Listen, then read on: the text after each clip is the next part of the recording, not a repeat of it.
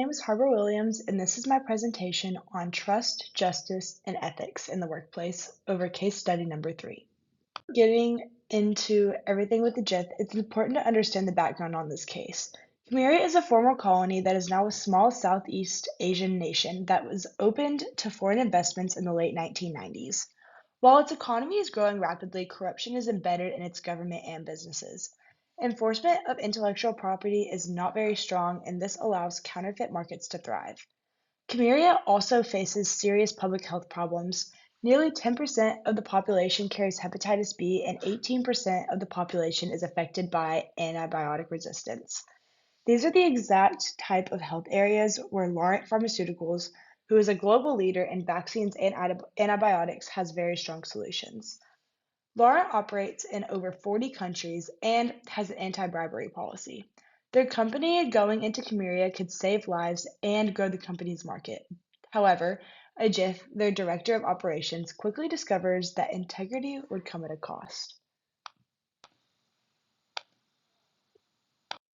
Ajith's situation in Cameria. Ajith's role in Cameria was to grow Lawrence's business by moving beyond over the counter medicines into prescriptions, pharmacies, and vaccines. The need was urgent due to Cameria's health challenges, but Ajith immediately faced three major obstacles. Counterfeit drugs were undermining his over the counter brand Theradil, headquarters was getting impatient and was wanting quicker results, and a corrupt health ministry stalled all of his applications. Problems with registration, competition, and imitations. Ajith's first challenge was the drug restriction process. Competitors who bribed officials saw that their products were being approved very quickly. However, Lawrence's applications were not being looked at. At the same time, counterfeit Theradil was being produced by ex-military generals who had been rewarded with factories and were flooding the markets. These fake products reduced Lawrence's share from 50% to 30%, and because of the power people that were involved, Ajith could not easily shut them down. He was struggling not only with corrupt officials but also dangerous counterfeits. Ethical dilemmas and pressures. Ajith's greatest test was ethical. However, the external issues that were going on was bribery was being normalized and was being seen as the only way to succeed due to the corruption. Internally, the issues were his managers and even headquarters began to suggest compromise.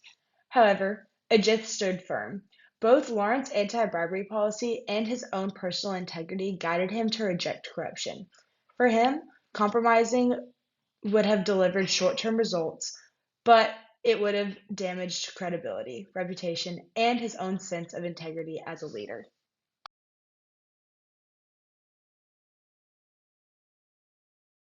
Ajith's situation highlights workplace justice. First, procedural justice was violated by a corrupt system that prevented fair drug approvals. Second was distribution justice. This was through issues with counterfeit, profit, and unfair rewards. Third was interactional justice. This fell to Ajith. His employees were discouraged by the lack of registrations with Theradil, so he needed to treat them with respect, commute openly, and show them empathy to maintain trust and morale in the workplace. Trust and reputation were central to Lawrence's ability to operate in Cameria. To government officials and consumers, trust in the company's honest mattered as much as the medicines did. Inside the company, Ajit's leadership depended on maintaining the trust of his team despite the lack of progress. And globally, any act of bribery would have put Lawrence's reputation at risk, not just in Cameria, but across all markets and pharmacies. Credibility is the foundation of the success for them.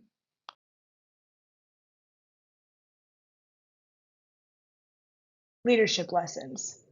Instead of compromising, Ajith persuaded alternate strategies. He built trust with the government by stressing the urgent health needs Lawrence products could address. He worked to educate pharmacists and doctors to improve prescribing practices and show Lawrence expertise in the area. He reported honestly to headquarters even when results were slow. He supported employees with transparency and empathy. And most importantly, he focused on protecting Lawrence's long term credibility instead of chasing short term wins through bribery. This case teaches us important leadership lessons. Integrity is not a weakness, it's a strength that builds credibility. Justice principles, procedural, distributive, and interactional, matter even in unfair situations. Trust and reputation are more valuable than immediate results. And finally, ethical leadership requires the courage to hold your own, even when the pressure to compromise them is intense. Ajit's choices showed true leadership under pressure. In closing, Ajit proves that ethical leadership is possible even in difficult environments. He balanced Lawrence's strict company policies, his own values, and the given situations in Cameria. His refusal to compromise his moral beliefs demonstrate that long-term reputation is far more important than short-term shortcuts. The case leaves us with an important reflection of whenever we are facing pressure, will we choose the quick win or will we lead with integrity, truth, and justice? Thank you.